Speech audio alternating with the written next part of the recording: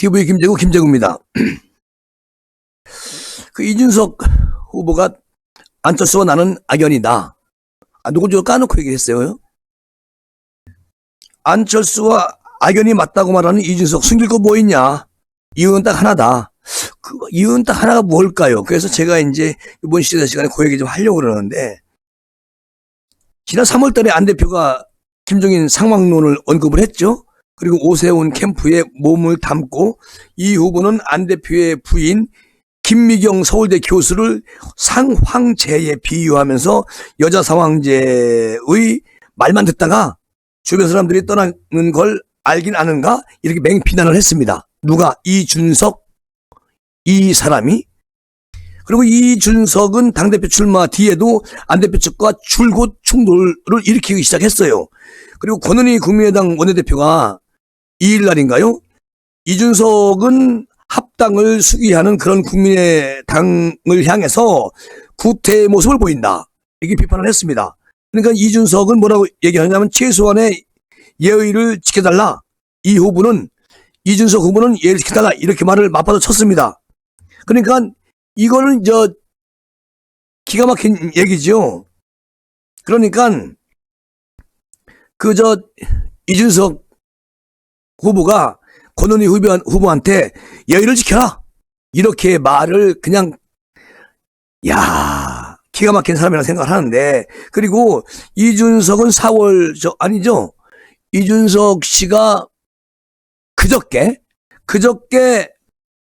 중앙일보하고 통화를 해가지고 무슨 얘기를 했냐면 안 대표와 악연은 확실하게 있다. 그리고 내가 그간 저격수를 자처한 것도 사실이다. 내가 안 대표를 저격했다. 뭐 숨길 거 뭐 있냐? 이유는 딱 하나인데, 하나가 뭐냐? 2018년 안 대표의 서울도원병 공틀 태클 때문이라고 말을 합니다. 그런데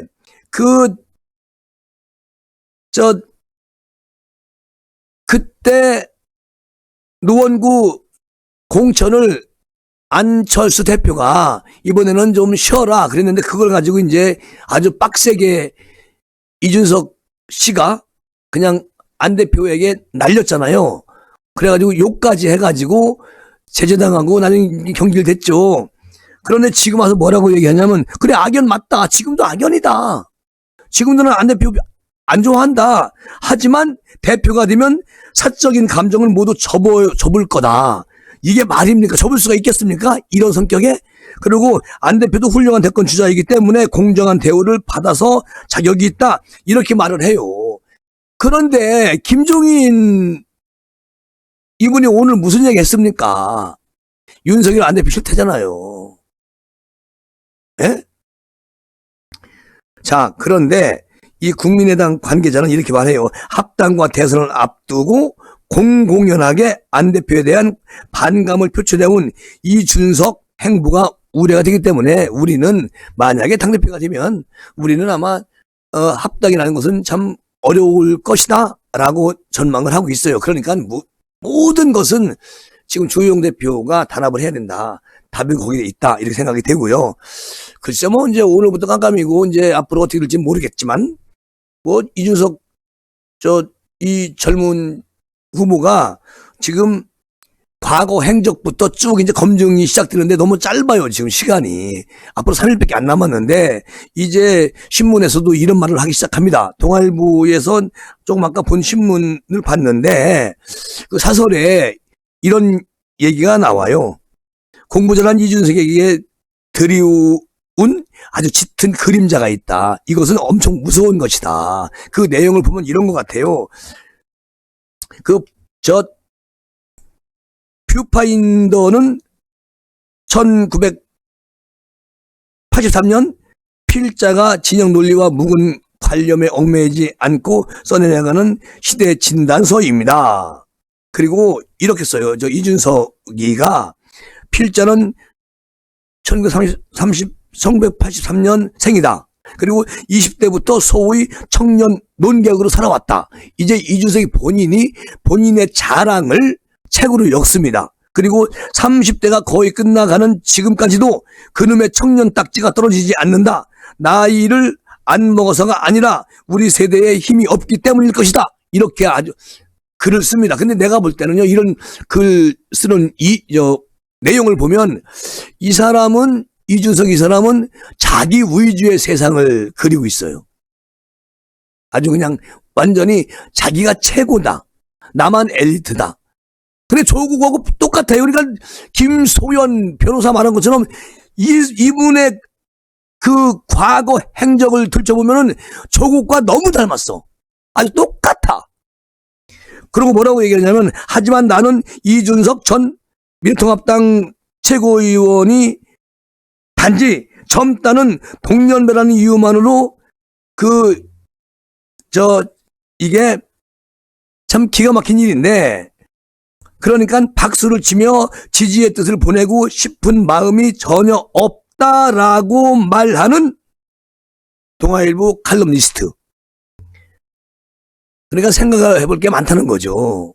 그러니까 지금 신문에서도 이제 천천히 이준석에 대한 그런 과거 행적을 보고, 이부 사람은 당대표가 되면 안 되겠다, 이런 얘기를 이제 주로 많이 이제 다루기 시작했어요. 근데 이런 거 다뤄도 뭐 그렇게 이준석을 띄워주는 만큼은 안 되지만, 뭐 토요일 날은 김수영 같은 변호사가 바른 말 했고, 오늘은 동아일보에서 이런 바른 말을 또 하는 것이죠. 과거 행적을 들춰보니까 참 무서운 사람이다.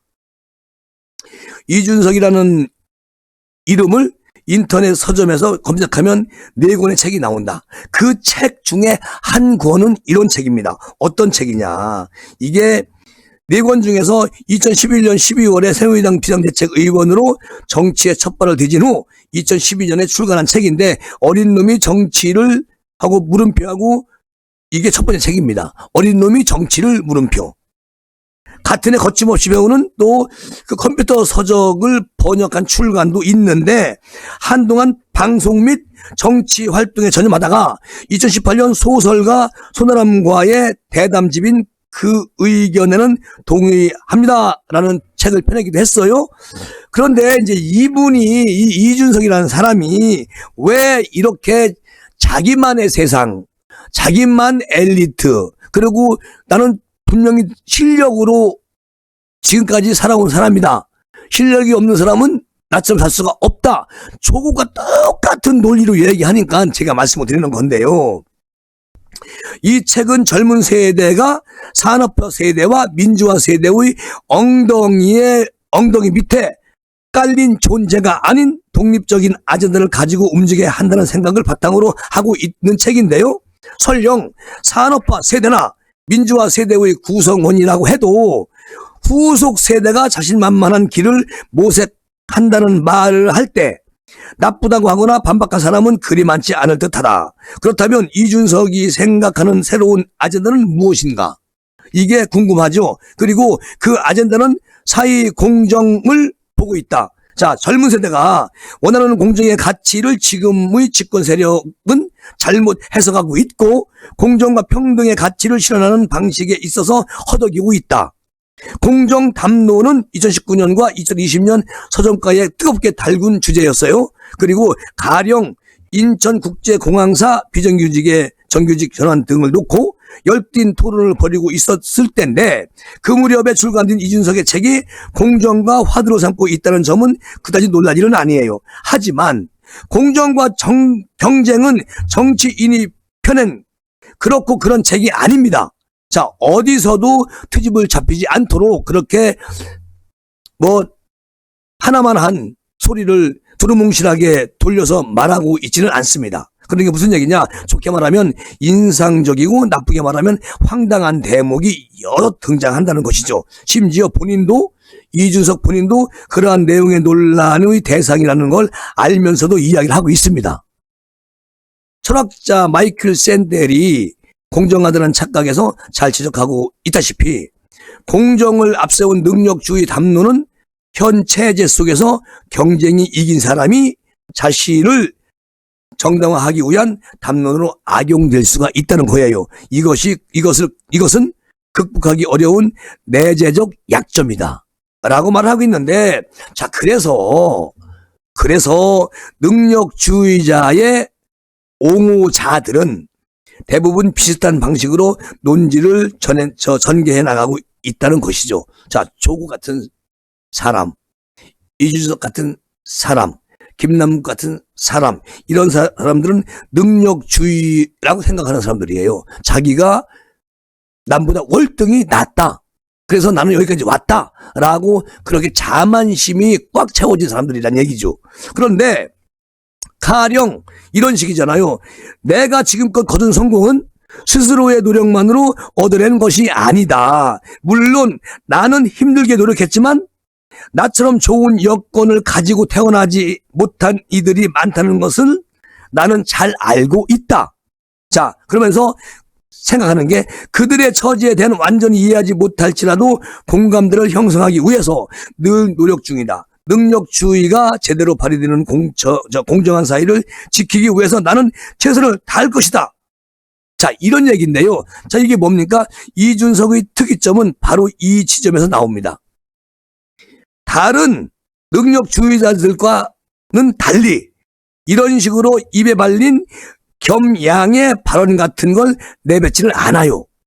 이준석은. 그리고 그런 정치적 발언을 전혀 하지 않는 건 아니지만 기본적으로 본인이 거둔 그 모든 성취가 온전히 자신의 능력과 그리고 노력에 의한 것이라고 본인이 그렇게 생각하고 있습니다. 이기적으로 생각하고 있다는 거예요. 이준석.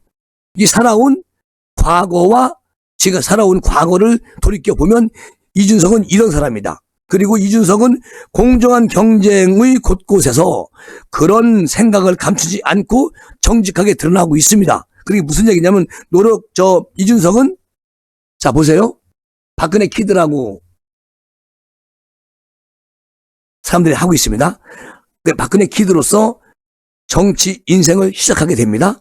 그리고 20대 나이에 집권 여당 비상대책의원이 되는 아주 벼락 출세를 맛보기 시작합니다.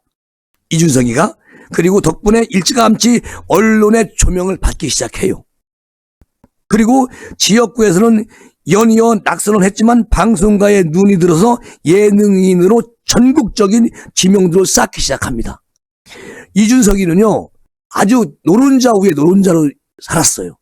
금수저에 금수저로 살아왔습니다. 지금까지 누군데 한 번도 그 어려움을 겪지 않은 그런 청년이에요. 그 과정에서 이준석 본인도 노력도 큰 영향을 미치긴 했겠지만요. 그런데 오직 100% 노력만으로 이루어진 결과라고 말하는 건 어불성설이다. 왜냐? 여러 가지의 우연과 행운이 중첩적으로 적용한 결과입니다.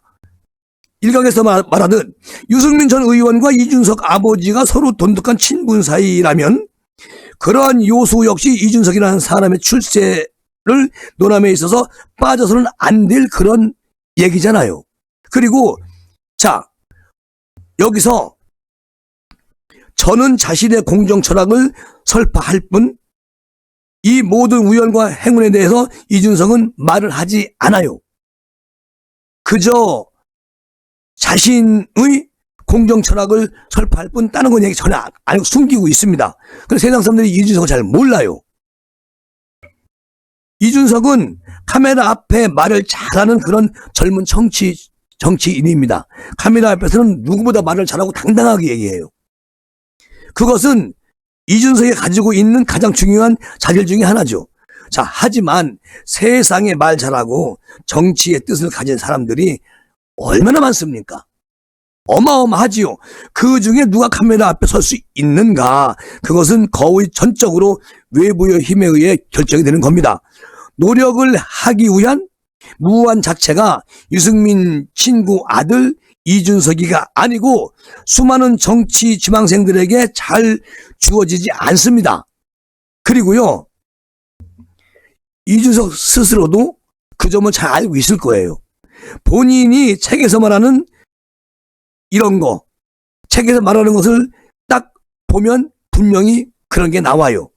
가령 정당의 대표해서 토론에 나가려면 우선 직위가 있어야 합니다. 그런데 젊은 사람들은 그런 직위를 받아본 적이 없거든요. 자, 그러니까 직위를 받아 다른 정치인들과 토론을 해본 적은 토론을 해본 젊은 사람들이 그렇게 많이 없어요. 그것은 거의 없어. 이것은 이준석 하나일 뿐입니다. 그러니까 이준석 참 대단하다. 만약에 이 사람이 의원으로 출발을 했기 때문에 토론에 나가면 상대로 김부겸 의원, 이 노회찬 의원 등이 함께 나와요. 그러니까 이준석 입장에서는 아주 고급의 대련 훈련 기회를 얻은 셈이죠. 그렇게 십수년을 정치 평론하면서 살아왔어요. 이준석이가. 자, 그런데 일반적으로 이 정도 이야기를 꺼내면 적어도 가식적으로라도 겸양의 말이 뒤따르는데 그런 기회를 얻을 수 있다는 게 참 행운이죠. 그런데 이 젊은 정치인들에게 더 많은 기회를 제공해야 합니다. 같은 이런 식으로 일반적인 논리에서 보면 많은 사람들한테 그런 기회를 제공을 해야 되는데 대한민국은 그렇지가 못했다는 것이죠. 그러니까 여기서는 이준석은 참 대단하다. 또 행운을 잘 탔다. 노력은 별로 없다고 생각해요. 그리고 본인이 그렇게 얘기해. 나는 노력보다 내가 잘났다. 그리고 능력주의자다 나는. 그런 말을 간간히 했었습니다. 그런데 이준석 자신에게 주어진 기회를 당연한 것으로 생각하는 사람이에요. 이 사람은. 당연히 나가 능력이 있으니까 나한테 이런 게 온 것이지. 라고 생각하는 것은 조국이나 똑같은 생각이라는 얘기가 들어요. 그래서 결론은 내가 잘났다. 내가 노력했다. 이렇게 마무리가 되는 것입니다. 방금 인용한 문단은 그렇게 끝나고 있다는 것이고요. 방송 토론하는 것이 생각보다 쉽지 않아요. 그리고 공부를 많이 하고 또 공부를 아무리 많이 하고 들어가도 준비한 것과 전혀 다른 질문이 나올 수도 있습니다. 그래서 이게 그 과정부터 좀 문제가 어려운데 이준석이는 나는 잘 소화할 수가 있다 라고 또 자신 있게 말을 하고 이렇게 한껏 그냥 폼을 낸 후 이준석이 내리는 결론은 다음과 같습니다. 뭐라고 할까요? 이렇게 얘기를 하지요. 이 대목에서 따로 제목을 붙인다면 청년 정치 사다리 걷어차기가 아닌가? 그러니까 청년 정치 사다리 걷어차기가 어떨까 싶은데 자, 청년 정치도 마찬가지잖아요. 청년 정치란 이름으로 기득권의 특별한 혜택을 받을 생각을 하면 안 된다고 봐요. 이렇게 말하는 이준석. 청년이라고 해서 기득권의 특별한 혜택을 받으면 이거는 아니다. 나처럼 능력으로 올라와라. 그리고 또 이렇게 말해 이준석. 저는 어렵더라도 기존 질서에 기대하지 않고 제 실력으로 청년 정치를 실현시킬 생각입니다. 이렇게 말을 합니다. 이게 무슨 말이냐면 이런 거잖아요. 특히 이준석 이분은 자기가 엘리트주의 감수하겠다. 그렇게 가겠다. 뭐 이런 말 아닌가? 얼핏 보면. 그러니까 자, 일부 대목을 부풀려 이준석의 생각을 왜곡하고 있는 게 아니고 이준석은 정말로 이렇게 생각한다는 겁니다. 어떻게 생각하냐면 경쟁, 특히 자신이 인생의 승리를 거둔 입시 경쟁을 공정한 경쟁의 표본으로 여기고 본인의 중학교 시절에 대한 이준석의 회고담이 있어요. 어떻게 써 있느냐? 중학생에 불과한 아이들 700명이 등수를 두고 다투었어요. 좀 잔인한 측면도 있지만 저는 그 시절의 공부가 내 인생의 중요한 전환점이 되었다고 생각합니다. 지금 생각하면 완벽한 공정한 경쟁에서 내가 이겼고 나는 능력자입니다. 이렇게 말을 합니다. 그리고 우리 정치권에 특히 엘리트 중심의 보수 정당에는 공부 잘하는 사람들이 참 많다. 그 중에 상당수 아니 대다수의 자신의 공부머리에 대한 자부심을 품고 있을 것이다. 지금 이 칼럼니스트가 하는 말이고, 이건. 그런데, 그 중에 누구도 적어도 내가 아는 한 본인의 승리를 거둔 입시 과정을 완벽하게 공정한 경쟁이라는 식으로 말하지는 않는데, 이준석은 이렇게 말합니다. 이준석은 정말 모든 것은 내가 능력이 있어서 나는 이런 사람인 것이다. 이준석은 이런 사람이라는 것이다. 그리고 내가 이긴 경쟁을 두고 완벽하게 공정한 경쟁이라고 말하면서 부끄러움을 느끼지 않는 사람이 이준석이다. 그리고 책이 나올 때까지 몇 차례나 교정을 봤을 텐데도, 자, 그럼에도 불구하고 저런 표현을 그대로 대중 앞에 내보내는 사람 몇 페이지 더 넘기면 과거 아닙니다. 저를 엘리트주의라고 비난한다 해도 기꺼이 나는 감수하겠다. 그리고 이준석의 나름의 전문성을 지니고 있는 교육 분야에서도 진짜 아니다 싶어요. 왜냐하면 그 학력 인구가 줄고 있어요, 지금.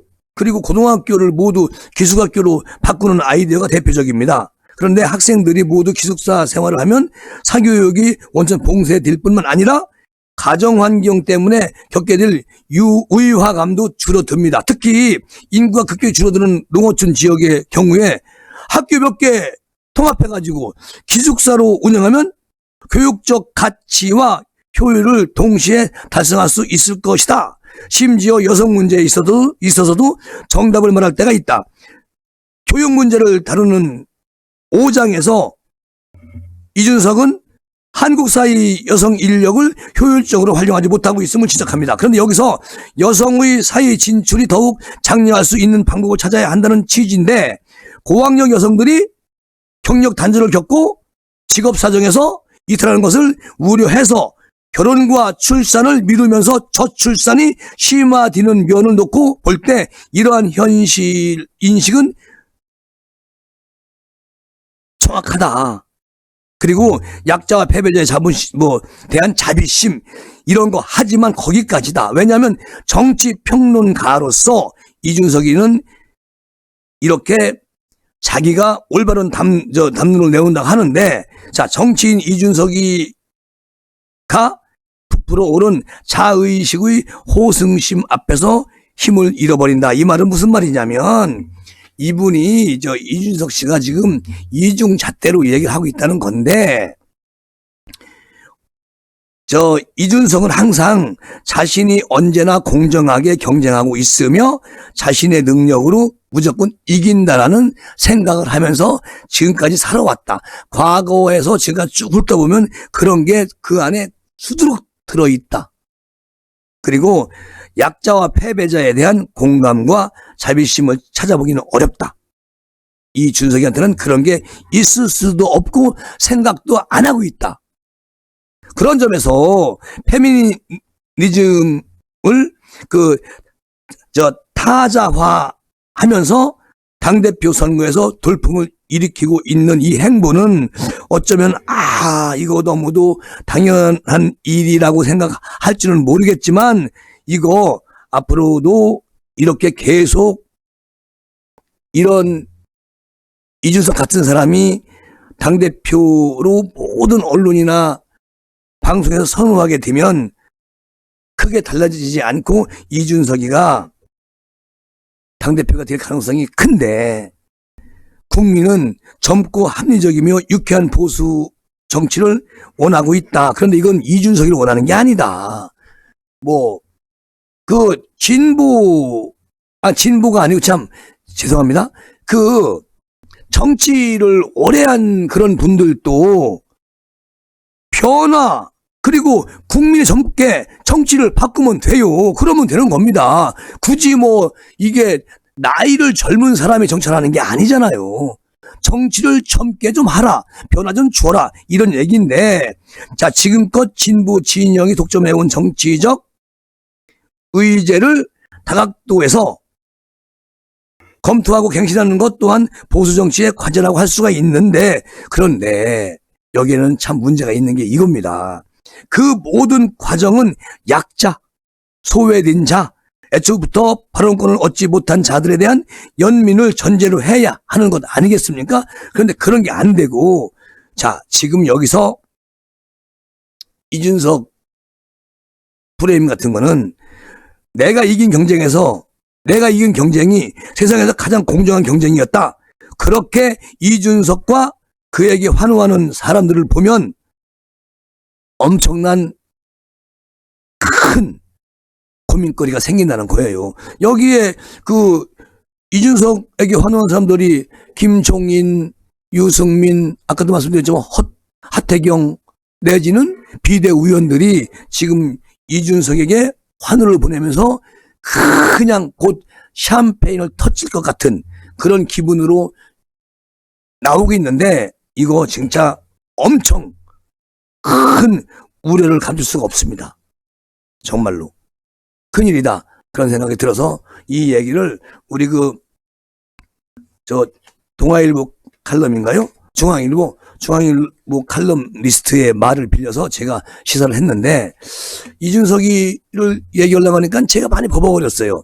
이준석이 얘기를 계속 비난만 하다가 오늘은 이준석의 과거 행적을 쭉 그냥 그 기록 같은 거, 이런 것을 전부 다 이제 함께 이렇게 엮어서 하려고 하니까 조금은 진행이 잘 안 됐습니다. 여러분 뭐 그럴 때도 있지요. 네. 오늘 여기서 마무리하고 다음 시간 준비하겠습니다. 다음 시간은 실시간 하겠습니다. 감사합니다.